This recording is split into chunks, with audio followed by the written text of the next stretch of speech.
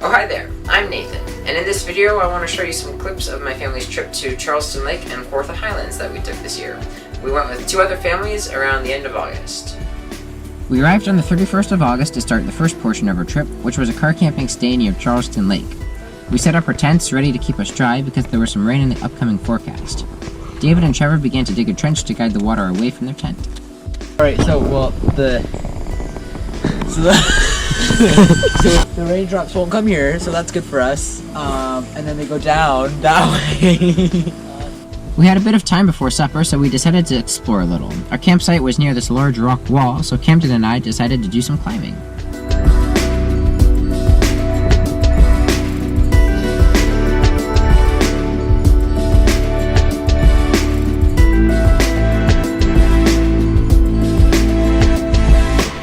Back at the campsite, everyone was finishing up setting for the rain and preparing supper. We decided to do all of the suppers together, so we needed to move some picnic tables around. Hey Steph, everyone knows the goal is to hold your breath as long as possible. Oh, you're dropping me into a tree. After a delicious supper of butter chicken made by the Zoo-lan-skis, we had to celebrate some birthdays, so of course we needed blueberry pie, chocolate cake, and ice cream. Now we were only able to have ice cream in the woods because it was our first night. After this, we had to stick to regular camping food. All the kids decided to go down to the lake to see the water. It's a croc.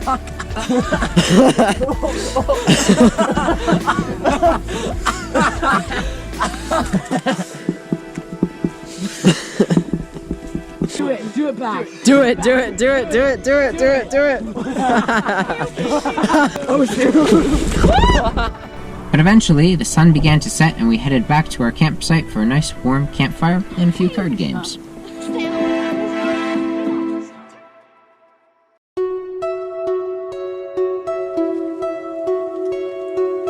The next morning started off with some rain. It began around the middle of the night, but cleared up as the day started. David and Trevor had moved their tent onto the Perraults campsite to stay dry under their tarp. Our tent, however, being 15 years old, let a little water in around the edges, but we were mostly dry. For breakfast, French toast was on the menu. We used our 2 single burners and fry pans to cook them all up. After a delicious French toast and blueberry breakfast, we relaxed a little before we husked some corn for the day's supper.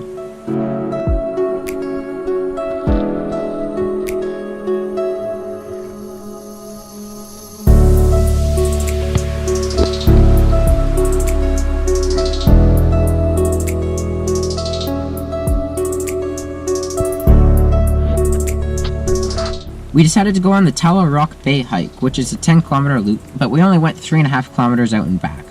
We set off ready for rain because once again the clouds were catching up with us.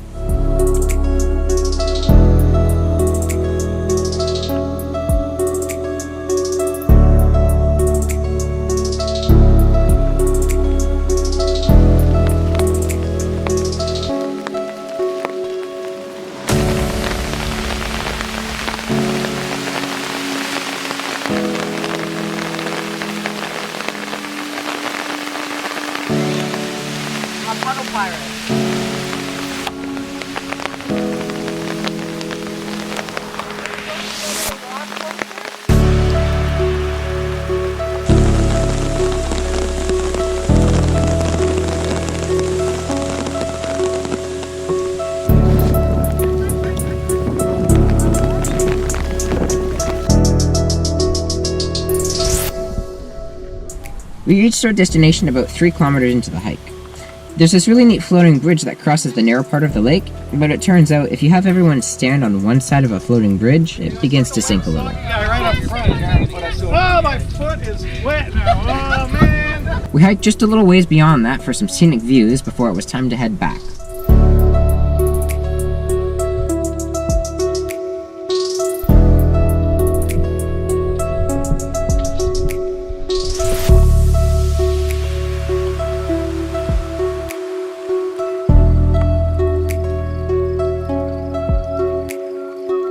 On the way, we passed a perfect rock jumping area, so of course we had to go for a swim.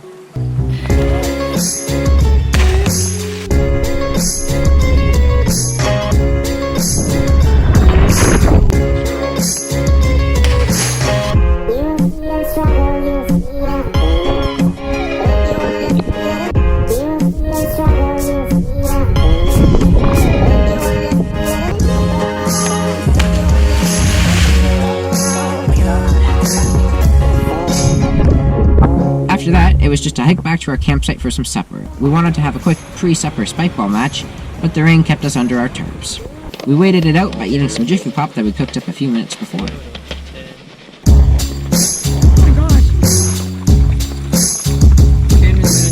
Once the rain cleared up, we could head down to the beach for some spikeball, and the sun actually really came out in the evening.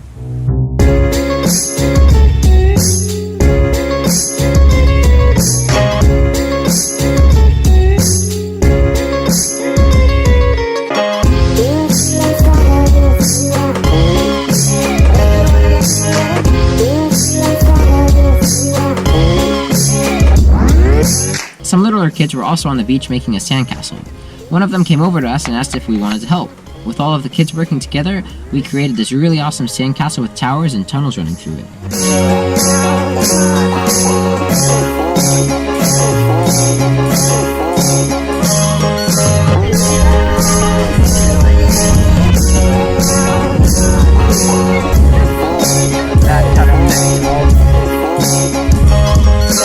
After that, we had supper. We had sausages and corn on the cob, along with some beans and potatoes. We ate until we were stuffed.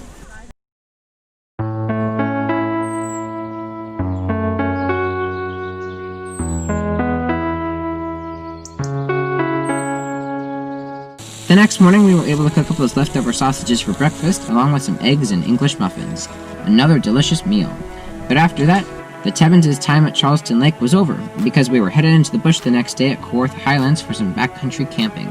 So, we arrived at Kawartha Highlands Provincial Park on August 31st. Now, our family packs a little on the heavy side, but we still wanted to make sure we could carry everything across the portages in one go. We packed everything into our backpacks and dry bags and set off for our 4-night trip. The first day had the most paddling out of any of them. The opening paddle was along Long Lake, which as you could guess is fairly long. This lake is a nice paddle, especially because the breeze wasn't against us. It's also very pretty, but it seems to go on forever.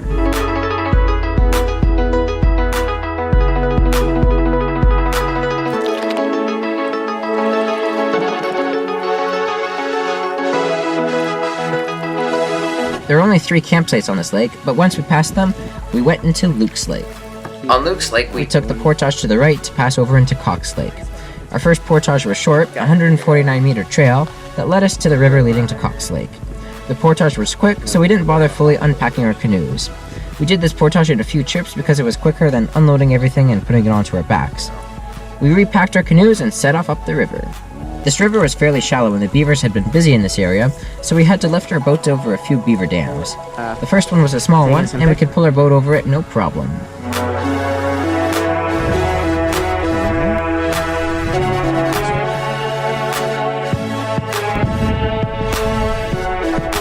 After a few narrow rocks, which we had to be careful not to hit, we were presented with another beaver dam. This one was slightly higher than the one before, but some of us managed to get past it without even getting our feet wet.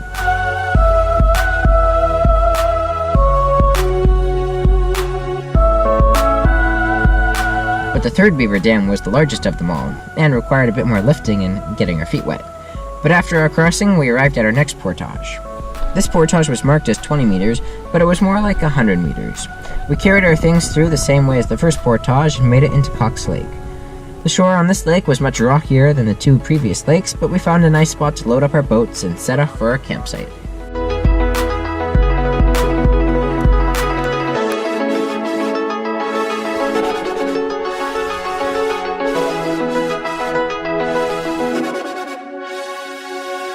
The weather was still clear and beautiful, and the wind was still light. We made sure to get some water before getting to our destination, and before long, we arrived at campsite 520 to spend the night. Dad, Kevin, and I set up the larger tent, while David and Trevor set up their smaller tent. Mom began to cook supper on one of the small single burners. For supper tonight, we were having stew. While supper was being prepared, I went out and searched for some firewood.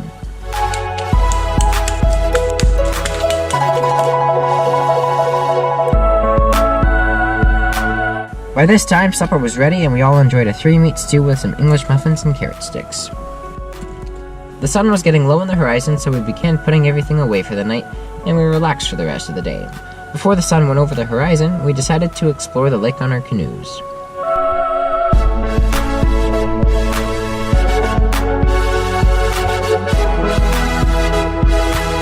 As As the sun went down, we enjoyed a nice toasty fire and had some snacks that we had brought for dessert.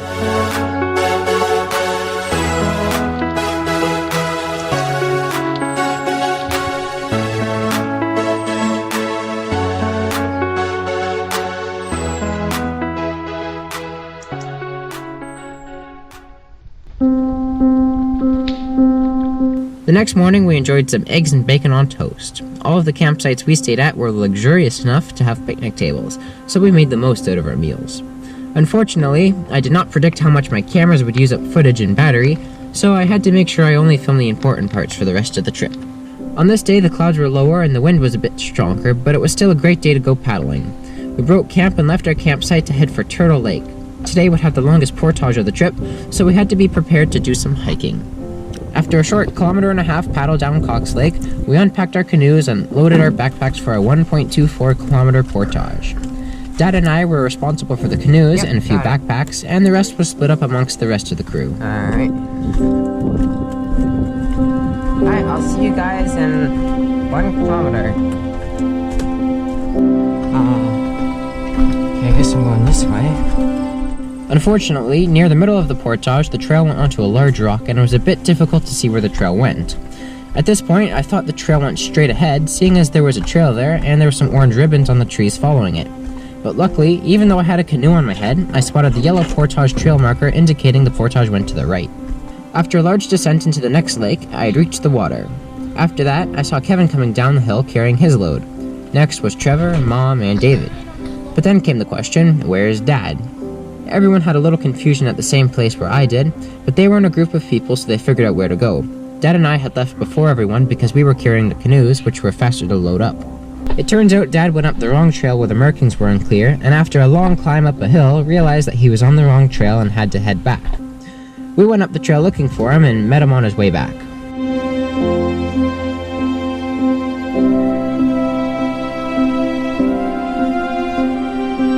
Once we got everyone to the other side of the portage, we set off into Triangle Lake to continue. We passed through Triangle Lake, which led into Cherry Lake. After that, we had a 350-meter portage into Turtle Lake. We decided to stop for a small snack of crackers, cheese, and kielbasa before crossing over.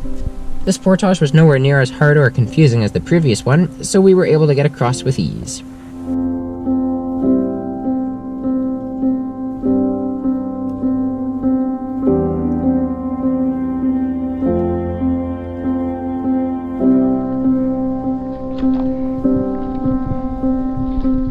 After a short paddle, we arrived at campsite 553 for the night, which was across from a really nice swimming rock. The forecast predicted some rain for the night, so we had to set up some tents in places where hopefully the water wouldn't collect. We also set up tarps over the tents and the picnic table for good measure. For supper tonight, we had pot roast and mashed potatoes along with some English muffins and peas.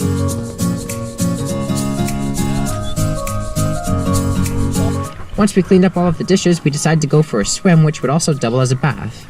We swam out to our island and did a little bit of exploring as well as some rock jumping.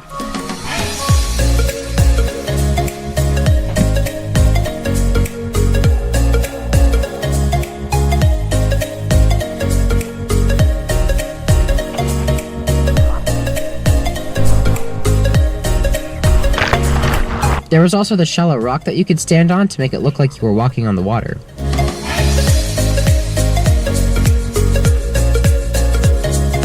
Eventually, the day came to a close and we warmed up by our campfire as the day ended. Overnight, we had a little bit of rain, but our tarps kept us mostly dry. Breakfast this morning was pancakes. We brought the Just Add water mix so we wouldn't have to bring any other ingredients. These cooked nicely on our burners and we enjoyed a delicious hot breakfast of pancakes and hot chocolate. Then we were off the site by around midday and headed for Mountain Lake. We arrived at our first portage after a quick paddle up our lake. This was a 1 kilometer portage into Stop Log Lake. We packed everything on and began to hike. We managed to carry everything across in one trip just like the long portage the day before, and before long we all made it into Stop Log Lake. It was about this time that a small drizzle came down, but it left as soon as it came. Because today's trek were short, we decided to explore Stop Log Lake to see one of the campsites we were considering staying at before the trip. It was a small paddle into the neighboring lake.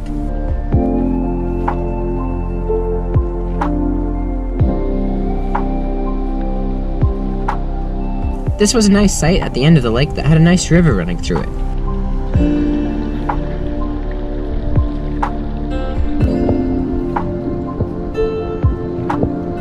Because we weren't going to stay the night at this site, we decided to just stop in for lunch. We had some delicious craft dinner at our picnic spot, but some clouds were coming in. We rushed to get all of the tarps out of our bags and cover the canoes and our lunch because we knew what was coming.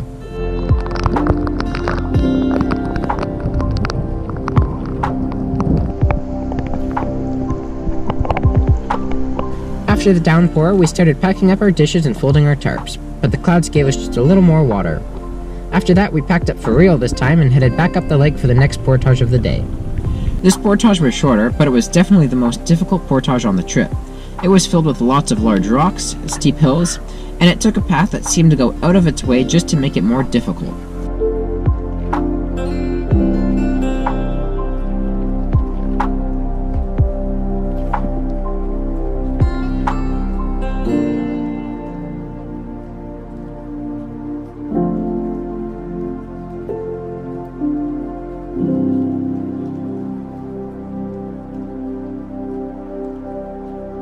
At the end of this portage, we did manage to spot a beaver though, and we passed its beaver hut. One more quick paddle was left before setting up our camp at Site 135 on Mountain Lake. This lake was beautiful, especially because the weather managed to clear up. We set up all of our wet things on clotheslines for them to dry off and began to get ready for the night. Dinner tonight was fire-cooked pizza. Even though the wood was a little wet, we managed to set up a fire that cooked our pizzas wonderfully. And what a delicious supper it was. But with that, Day 3 of our backcountry trip had come to an end. The next morning, a thick fog had completely covered the lake. On this morning, we were having oatmeal for breakfast along with some English muffins.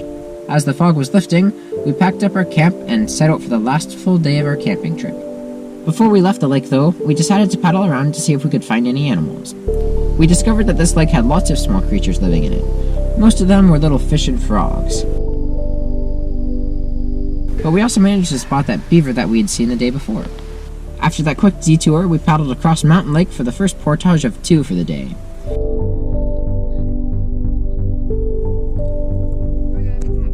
At this portage, we met some people that were crossing the other way. It was our first time seeing other people in a while.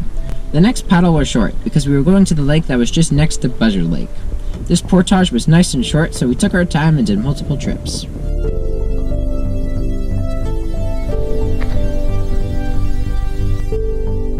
From there, we paddled out of the weedy area along the side of the lake and over to our personal island for the night. The sky was clear and the wind was strong today. And there's our little island up ahead. That's our island, alright. Got all our stuff unloaded. We set up our tents and prepared for the last night in the bush. Because the weather was so nice, we paddled over to a little rock in the middle of the lake to go for a quick dip and to get clean.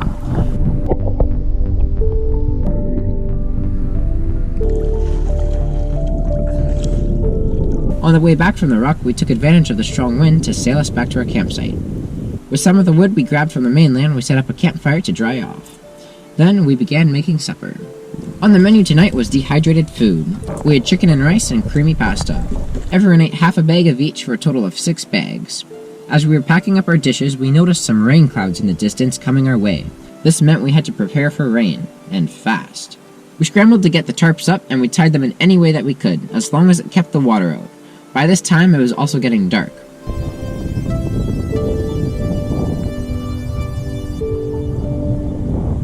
We all got in our tents just in time as the downpour started. Oh, we'll be fine. Good thing they checked the weather. Yeah. It doesn't matter, it comes from underneath. It's the seam at the bottom here that's the problem. Yeah, make sure everything's off the edges of the tent here. Do we have a deck of cards? Oh, good. We've sprung a leak. Is it just there? Sure. Camera. So we see a couple of wet spots underneath Trevor's mattress as well.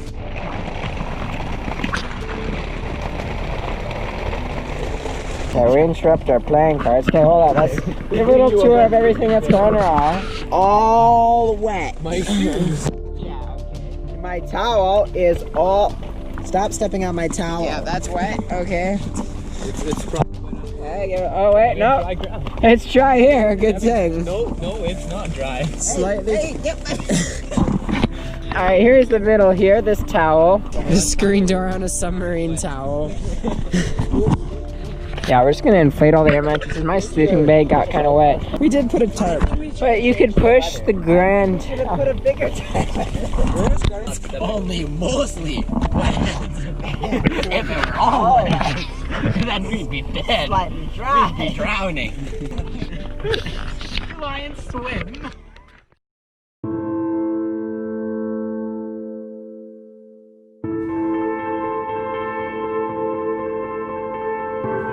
After that rather eventful night, we could start preparing for the day. I fetched some water and we began cooking breakfast. We had pancakes again because it was the only thing that we wanted to carry until the very last day. We also had some more hot chocolate.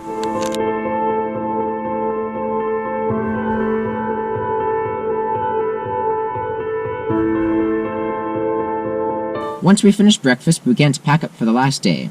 We loaded up our canoes and headed up to the lake to backtrack the portage we had taken the day before. At this point, we were back in Buzzard Lake for a 5-kilometer long paddle with a crosswind.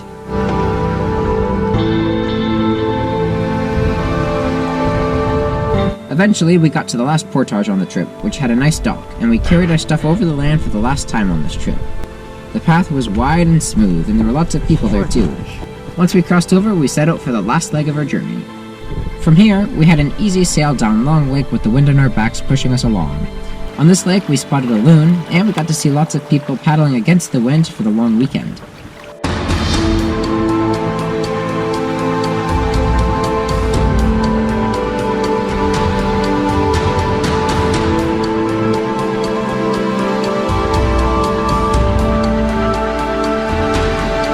But alas, the shore of Long Lake was in sight, and our camping trip at Kawartha Highlands was at an end. But before this video ends, I'd like to show you some highlights of the scenery and wildlife to show you some of the best parts of this camping trip.